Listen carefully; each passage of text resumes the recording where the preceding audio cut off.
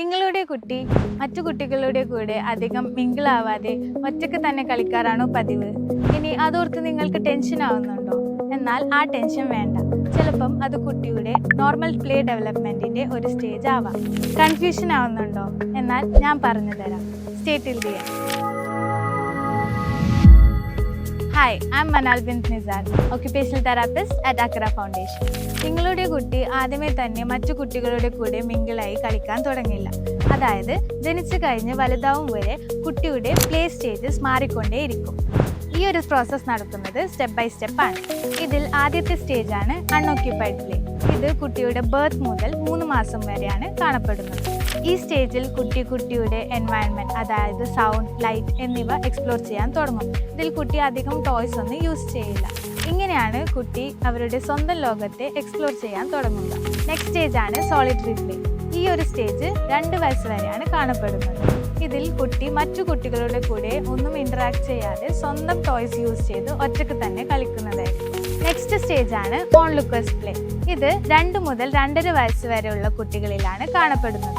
ഇതിൽ കുട്ടി മറ്റു കുട്ടികളുടെ കൂടെ അടുത്ത് നിന്ന് അവർ കളിക്കുന്നത് ഒബ്സർവ് ചെയ്യുന്നതായിരിക്കും ഉണ്ടാവുന്നത്.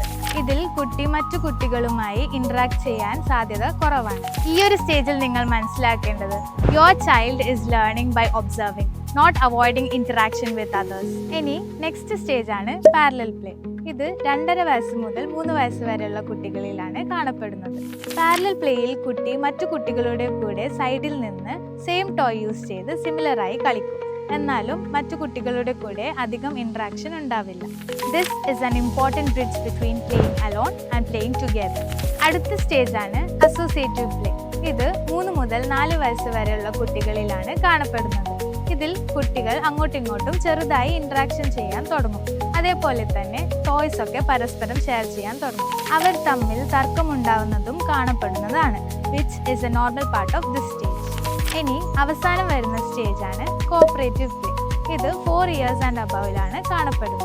ഇതിൽ കുട്ടി ഗെയിമിൻ്റെ റൂൾസ് പാലിച്ച് പരസ്പരം റോൾസ് ടേക്കപ്പ് ചെയ്ത് തമ്മിൽ നല്ല ഇൻട്രാക്ഷനോട് കൂടി കളിക്കും. ഇനി എപ്പോഴാണ് നിങ്ങൾ സഹായം തേടേണ്ടത്? നിങ്ങളുടെ കുട്ടിക്ക് ഈ പറഞ്ഞ ഓരോ സ്റ്റേജസും ഏജ് അപ്രോപ്രിയേറ്റ് ആയി ഡെവലപ്മെൻ്റ് ആവുന്നില്ലെങ്കിലോ 3-4 വയസ്സ് കഴിഞ്ഞു മറ്റു കുട്ടികളെ ഒട്ടും നോട്ടീസ് ചെയ്യാതെ പോകുന്നതോ അവരുടെ കൂടെ തീരെ ഇൻറ്ററാക്ട് ചെയ്യാതെ നിൽക്കുന്നതോ ശ്രദ്ധയിൽപ്പെട്ടാൽ ഒരു ഒക്യുപേഷണൽ തെറാപ്പിസ്റ്റിൻ്റെ സഹായം തേടാവുന്നതാണ്. Thank you.